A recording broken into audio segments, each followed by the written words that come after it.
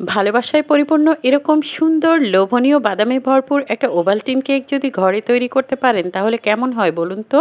আসসালামু আলাইকুম প্রিয় দর্শক, আশা করছি সবাই অনেক ভালো আছেন। আজকে আমি আপনাদেরকে সুন্দর নরম তুলতুলে এই ওভালটিন কেকটা কিভাবে তৈরি করেছি সেটাই দেখিয়ে দিব। তো চলুন রেসিপি শুরু করা যাক।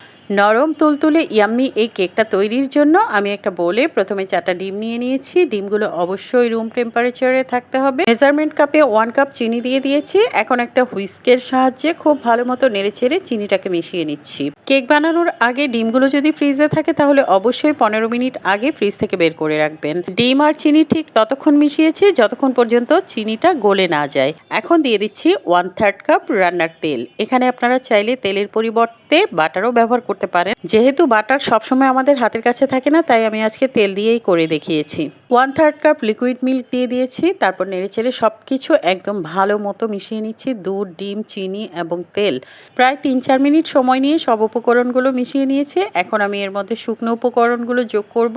তো এখানে শুকনো উপকরণগুলো অবশ্যই চেলে নিতে হবে। এর জন্য একটা চালনিতে আমি প্রথমে নিয়ে নিয়েছি 1 কাপ ময়দা, 3/4 কাপ ওভালটিন, এটা চকলেট ফ্লেভারের ছিল, 1 টেবিল চামচ ভরে বেকিং পাউডার দিয়ে দিয়েছি।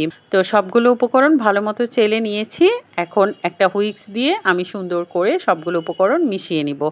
এমনভাবে মেশাতে হবে যেন এটার ভেতরে কোনো প্রকার লাম্পস বা ময়দার দলা না থাকে। সবগুলো ওয়েট অ্যান্ড ড্রাই ইনগ্রেডিয়েন্টস ভালো মতো মেশানোর পর এর কনসিস্টেন্সিটা ঠিক কীরকম হবে আমি আপনাদের দেখিয়ে দিচ্ছি। ব্যাটারের কনসিস্টেন্সি অনেক বেশি ঘনও হবে না, আবার অনেক বেশি পাতলাও হবে না। নিশ্চয়ই দেখে বুঝতে পারছেন ঠিক কীরকম হয়েছে। আপনারা অবশ্যই খেয়াল করবেন ব্যাটার যেন খুব বেশি ঘন বা পাতলা না হয়ে যায়। কেকের ব্যাটারে আপনারা চাইলে ভ্যানিলা ফ্লেভার অ্যাড করতে পারেন। তো আজকে আমি ভ্যানিলা এসেন্স অ্যাড করছি না, কারণ ওভালটিনের একটা আলাদা ফ্লেভার থাকে। আজকের কেকটা তৈরির জন্য আমি একটা 8 ইঞ্চ সাইজের হার্ট শেপ মোল্ড নিয়ে নিয়েছি। এখন সম্পূর্ণ ব্যাটার মোল্ডের মধ্যে ঢেলে দিচ্ছি। আপনারা আপনাদের পছন্দ মতো যে কোনো সাইজ বা ডিজাইনের মোল্ড ব্যবহার করতে পারেন। কেকের স্বাদ বৃদ্ধির জন্য আমি কেকের উপর বেশ অনেকগুলোই বাদাম কুচি দিয়ে দিচ্ছি। আমি আজকে চীনা বাদাম ব্যবহার করছি। আপনারা চাইলে কাজু বাদাম, পেস্তা বা আমন্ড এগুলো ব্যবহার করতে পারেন। হাতের কাছে বাদাম না থাকলে বাদাম ছাড়াও তৈরি করতে পারবেন। আজকের কেকটা আমি চুলায় তৈরি করে দেখাবো। এই জন্য চুলায় 10 মিনিট আগে আমি একটা হাঁড়ি প্রিহিট করে রেখেছি। হাঁড়িতে একটা স্ট্যান্ড বসিয়ে তার উপর কেকের মোল্ডটা বসিয়ে দিয়েছি। ঢাকনা দিয়ে ঢেকে উপরে ভারী কিছু দিয়ে চাপা দিয়ে দিব, যাতে করে ভেতরের তাপটা বাইরে বের হয়ে আসতে না পারে। কেকটা যেহেতু বেশ বড়, বেক হতে আমার প্রায় 1 ঘন্টা সময় লেগেছিল। 1 ঘন্টা পর আমি ঢাকনা খুলে একটা স্টিক ঢুকিয়ে চেক করে দেখছি কেকটা ঠিক মতো হয়েছে কিনা।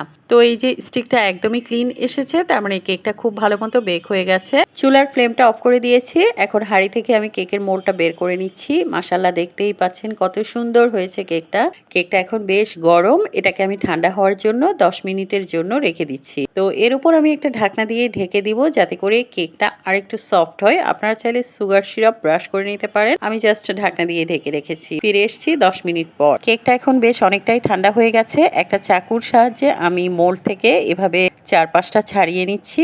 এতে করে কেকটা খুব সহজেই মোল্ড থেকে বের হয়ে আসবে। এখন আমি ডিমোল্ড করে নিচ্ছি একটা প্লেটে। আজকের এই কেকটা আপনারা চাইলে ওভেনেও বেক করে নিতে পারেন। ওভেনে বেক করতে হলে 170 ডিগ্রি সেলসিয়াস তাপমাত্রায় 45 থেকে 50 মিনিট সময় লাগতে পারে।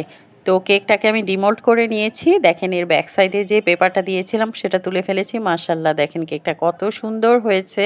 উপরে বাদাম কুচি দেওয়ার কারণে কেকটা দেখতেও অনেক সুন্দর লাগছে।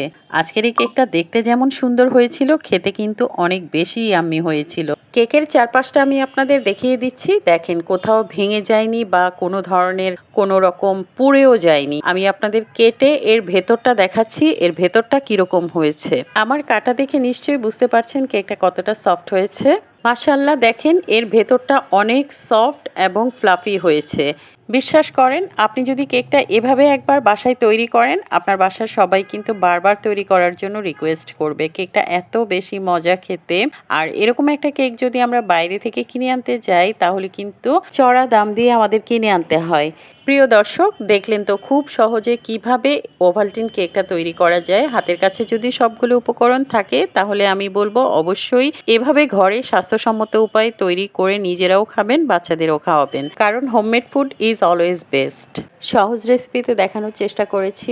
আজকের রেসিপি যদি ভালো লাগে তাহলে শেয়ার করার অনুরোধ রইল। আর নতুন রেসিপিগুলো দেখার জন্য পেজ ফলো করবেন। সবাইকে অনেক অনেক ধন্যবাদ। সবাই অনেক বেশি ভালো থাকবেন, সুস্থ থাকবেন, নিরাপদ থাকবেন। আল্লাহ হাফেজ।